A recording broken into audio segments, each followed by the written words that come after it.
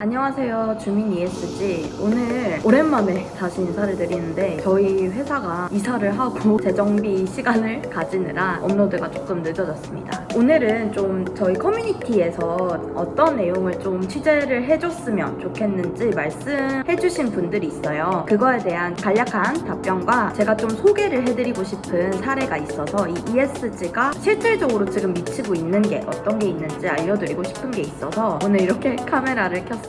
오늘 제가 이제 첫 번째로 좀 말씀을 드리고 싶은 사례는 기업 상장 IPO에 ESG가 굉장히 큰 영향을 미치고 있다라는 얘기입니다. 이 말레이시아의 회사 중에서 텁글러브라는 회사가 있어요. 이 텁글러브 같은 회사인 경우 라텍스 장갑을 수출하는 회사인데요. 작년에 코로나19로 아주 폭발적인 성장을 했습니다. 2020년도 회계 기준 4분기만 하더라도 약 3,630억 원의 순이익을 달성했고요. 2019년 4분기에 비해서 무려 18배 순이익을 거뒀습니다. 이렇게 회사가 폭발적으로 성장하니까 텁글러브가 홍콩 시장에 상장을 노렸습니다. 올해 3월이죠. 이때 홍콩 시장에 상장을 하려고 했는데 이 상장 IPO에 발목을 잡은 게 있었으니 그게 바로 ESG였습니다. 문제는 이 작년 코로나 때문에 아주 어마어마하게 라텍스 장갑이 팔려나갔을 거 아니에요. 주문도 많이 들어오고 이때 말레이시아의 공장에서 강제노동 혐의가 불거진 겁니다. 작년에 이 코로나19를 예방하려고 라텍스 장갑을 수출을 하는데 오히려 말레이시아 공장에 있는 2,500여 명의 노동자들이 코로나19에 감염이 됐습니다. 더욱이 이 비좁은 숙소와 좀 열악한 환경으로 인해서 41개 공장 중에서 28개가 약 일시적으로 폐쇄를 하는 결과를 맞이했는데요. 그거 외에도 ILO 노동조약이라는 거 아시죠? 이 ILO 협약을 위반했다라는 혐의로 미국 세관에서는 텁글러브의 장갑을 압류하기도 했습니다.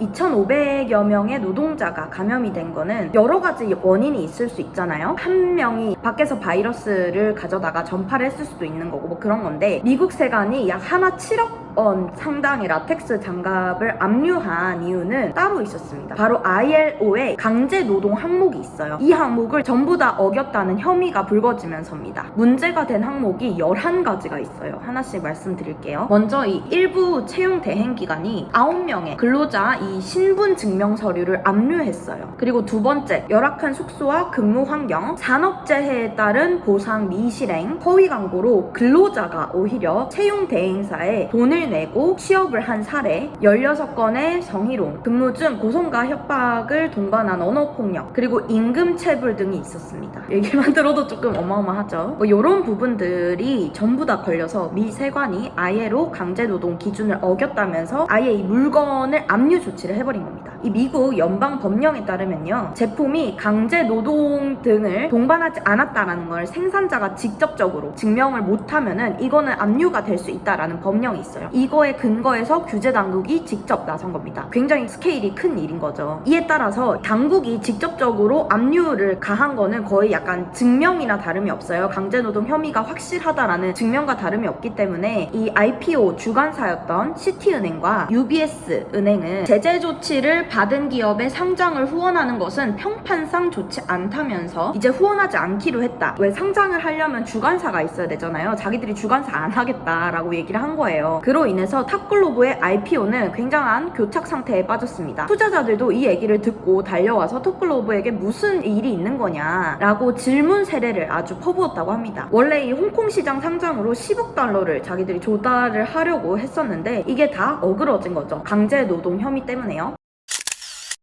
하지만 이 사건에서 끝나지 않습니다. 이 혐의를 받아서 텁글로브는 이걸 해소하려고 굉장한 노력을 했는데요. 영국의 컨설팅사 중에서 임팩트 리미티드라는 곳이 있어요. 여기에 의뢰를 해서 우리의 지금 강제노동 혐의가 어떤 게 있는지, 사건이 어떤 게 있었는지 조사를 해주고 이에 따른 해결할 수 있는 조치를 취해달라고 얘기를 했습니다. 이에 따라서 이 임팩트 리미티드가 조사에 착수했는데요. 작년 10월에 조사에 착수를 해서 올해 1월 그리고 4월 개선 사항에 대한 사후 보고도 했습니다. 7월 달에도 추가 보고를 한다고 합니다. 이 임팩트 리미티드는요, 최근에 발표한 보고서에서 문제가 됐던 강제 노동 혐의에 있어서는 우리가 다 사후 조치를 취했고 문제가 될 부분이 없다라고 얘기를 했습니다. 이 임팩트 리미티드에 따르면요, 사실 가장 큰 문제는 근로자를 고용한 이 간접 채용 대행사의 잘못이 가장 크다라면서 이 채용 대행사를 바꾸기로 결정했다라고 밝혔습니다. 그러면서 이 대행사를 바꿨기 때문에 더 이상 강제 노동이 일어나 있다고 볼 수 없다라고 얘기를 하고, 산재와 임금 체불 등의 문제에 있어서도 각각 적절한 보상을 취했다라고 얘기를 했습니다. 그리고 추가적으로 7월 달에 낼 보고서를 작성하기 위해서 지금 전화 상담을 통해서 근로자들에게 고용 환경이 어떠한지에 대해서도 묻고 있다. 우리는 이 문제, 가장 핵심적인 채용 대행사에서 벌어진 문제를 해결을 했고 이 이후에도 꾸준히 해결하려고 노력 중이다라는 거를 얘기를 했습니다만, 아직 미국 세관 당국은 이에 대해서 확실한 증거가 나온 것은 아니다 라면서 결정을 유보했습니다. 명백한 증거가 없다고 얘기를 하면서입니다. 이에 대해서 탑글로버는 계속 이 의혹을 해소하기 위해서 노력을 할 예정이며, 추가 조사를 통해서 올해 2분기까지 상장을 완료할 수 있도록 의지를 좀 불태웠습니다. 그러나 아직 투자자들도 그렇고 탑글로버를 바라보는 시선이 곱지만은 않습니다. 그러면서 이 사건에서는 저는 한 두 가지 정도를 말씀드리고 싶어요. 첫 번째로, 이 기업이 어떤 문제가 터졌을 때 어느 정도 선까지 우리가 노력했다라고 얘기를 할 수 있는가에 대해서 굉장히 좀 고민이 많이 들었고요. 저는 개인적인 입장으로는 가장 핵심적인 문제를 도출해냈고 그거에 있어서 이제 재발을 어떤 식으로 하지 않으려는 사후 조치의 강도를 보고 판단을 해야 되지 않을까라는 생각이 들긴 했습니다. 이 탑글로브의 입장도 이해가 되고 이 미국 세관의 입장도 이해가 되는 거죠. 뭔가 해소가 됐다는 명백한 증거가 안 나왔으니까요. 두 번째로는 이 IPO에도 상당히 지금 ESG가 영향을 많이 미치고 있다라는 생각이 들었습니다. 최근에 이제 국내 기사도 보시면요, SK건설이 건설만으로는 지속 가능하지 않다라고 생각을 하고 폐기물 수거 업체를 인수해서 SK 에코플랜트로 이름을 바꿨죠. 올해 하반기 이 상장을 추진 중인 SM 상선도 ESG 경영 강화를 전략으로 국제회사기구의 이 환경 규제가 강화됐다라는 걸 이유로 ESG 경영을 강화하겠다라고 얘기를 한 바 있고요. 현대중공업도 이제 친환경 선박 기술을 가지겠다라면서 성장 전략으로 ESG를 꼽았습니다. 이런 식으로 이 ESG가 IPO의 플러스 요소가 되기도 하고 굉장히 발목을 잡는 마이너스 요소가 되기도 하는, 실질적으로 ESG가 좀 떠오르면서 결과로 나타난 예 중에 하나가 아닐까라는 생각이 들어서 이 사례를 좀 소개해드렸습니다.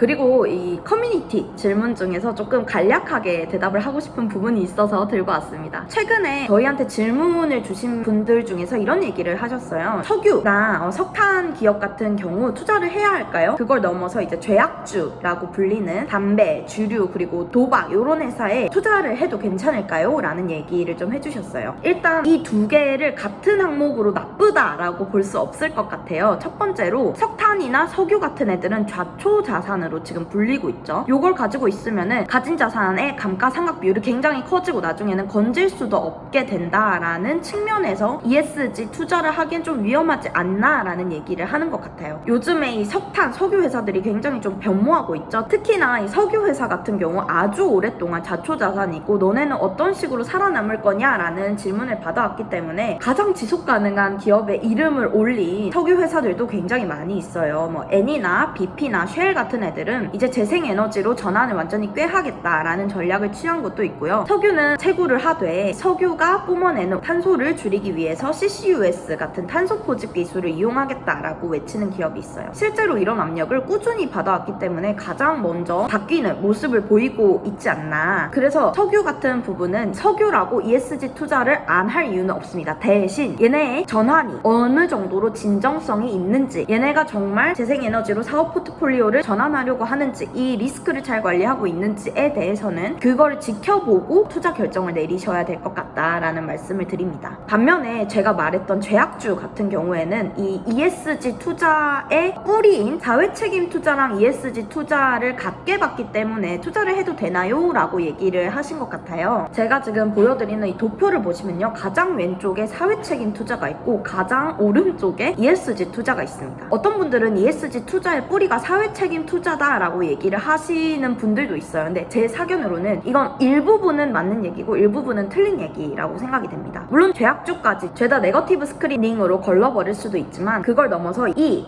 환경, 사회, 거버넌스를 함께 보는 게 ESG 투자라는 거죠. 사회 책임 투자와 ESG 투자는 조금 근본적으로 추구하는 방향이 다르다고 생각하는데, 이 사회 책임 투자에 가까운 ESG 투자를 구현하고 싶으시다면 죄악주를 배제를 할 수도 있겠으나, ESG 투자만을 놓고 본다면 다른 요소들이 있잖아요. 담배 회사여도 ESG 정말 잘하는 기업들도 있거든요. 예를 들어 필립 모리스의 지속가능 경영 보고서를 보면 얘네는 이 ESG를 자신의 경영 전략에 통합하는 걸 아주 잘 구현을 해놨습니다. 물론 술이나 도박 회사 중에서도 지속 가능하다라고 불리는 기업들이 있어요. 이런 식으로 ESG를 사회 책임 투자와 조금 다르게 본다면 물론 투자를 하셔도 괜찮겠죠. 더 중요하게 두는 가치가 어디인지에 따라서 보면 될 것 같습니다. 다만 ESG 투자의 뿌리가 사회 책임 투자이다 보니 ESG 테크니컬한 부분이 잘 돼 있다고 하더라도 이 회사가 전반적인 사회에 미치는 영향이 나쁘다면 ESG 투자 종목에서 배제도 될 수 있겠죠. 근데 제가 아까 사례를 든 필립 모리스 같은 경우에는 이 지속가능 보고서 제목이 굉장히 웃겨요. 담배 없는 사회를 꿈꾸는 필립 모리스 담배 회사입니다. 이런 식으로 자사의 전략을 어떻게 구현했는지에 따라서 투자 종목을 넣고 빼는 거는 달라질 수 있다라는 말씀을 간략하게 드리면서 오늘 주민 ESG 여기까지 마치겠습니다.